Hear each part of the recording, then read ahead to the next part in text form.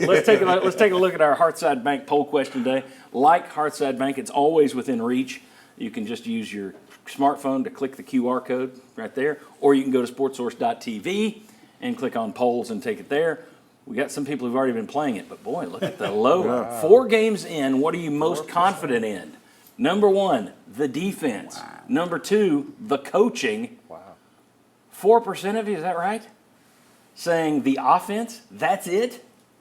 Wow. Didn't take long for people to turn on that offense, baby. All right, confidence in the defense. Here's the deal. Click it. Tell us what you think. Play along with us. I want to know what you fans are confident in after that game last night and after 4 games. All right.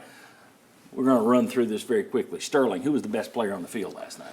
Best player on the field. That's a hard one for me. I would go as a unit, the D-line, but I can't get a person. That's okay. That's okay. It's hard to pick a D-line. I will allow cavaliering of this question because I was going to do it too. I was going to tell you I had the Uber Cavaliers because I could not think of one player to say this was the best player on the field. The kicker? Well, okay. Hit all of his kicks. I was going to Cavaliers it and say your kickers because Max Gilbert was 3 of 3. But Jackson Ross last night, punts were awesome. 8 punts for 387 yards, 48-yard average, 2 inside the 20, 3 longer than 50, and a long of 57? Yeah. I'll Cavaliers it and say kickers. So we got D-line, kickers. What's the best player on the field? I guess I picked Gerard McCoy with the interception pass breakup. Yeah. But really there's a play that just highlights the coaching of the details of what Tennessee's taught these players. And you had, I think it was James Pierce or someone jump off sides. You thought it was going to be a free play. But you saw McCoy get an encroachment to prevent the free play. And that level of detail from what this coaching staff is doing, that's why I was like, I got to pick that guy because it saved a touchdown. There we go. Dude. Chuck? It's almost like my weekly pick now, I think. Brew McCoy. Yeah. 4 receptions. What was it? 92 yards. I mean, and he continues to show up when it doesn't seem like all of your receivers are really on the same page just yet. He has also come back as he looks faster to me. Yeah. He's changed his body. They said yesterday he's got his speed back. It's the same as it was. He looks faster, so I'm going to say maybe he's more explosive out of the blocks. I said this offseason, Yes. people are talking about him like he's a deep threat. He's a possession guy. You look at his numbers over the years.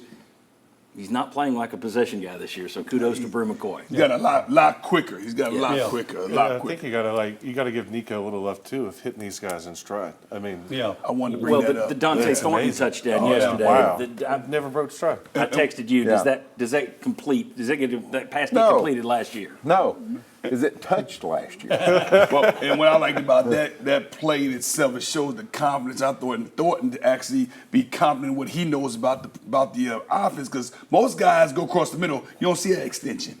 Whether it's a short post or a long post, you don't see that extension. Right. He went full extension, never broke his stride, didn't catch the ball to protect. He caught the ball and got it missing. And that says a lot about how comfortable he is with the offense also. All right, so we've Cavaliers to everything here, except for you. You played by the rules. The rest of us went kicker, receiver, defensive line. All right, worst decision. I've got a quick one. Okay. You mentioned Jackson Ross and the 57-yard punt, right? That backs them up to the 4.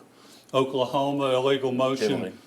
2 yards back. Then what do? They hand the ball off 4 yards deep in the end zone. And you know Brent Venables didn't call it because he went running over yelling at somebody like, what the heck are we doing there? A slow developing A handoff slow deep in the end zone developing in shotgun. handoff. And it's like, I mean, that's just almost to Tennessee. We talk about Tennessee's defensive line. That's almost like a gift safety if you're going to run that. Yeah. Okay, that scratches one off the list that I had down there. Bob, do you want to go with? Not going for 2, even after the penalty.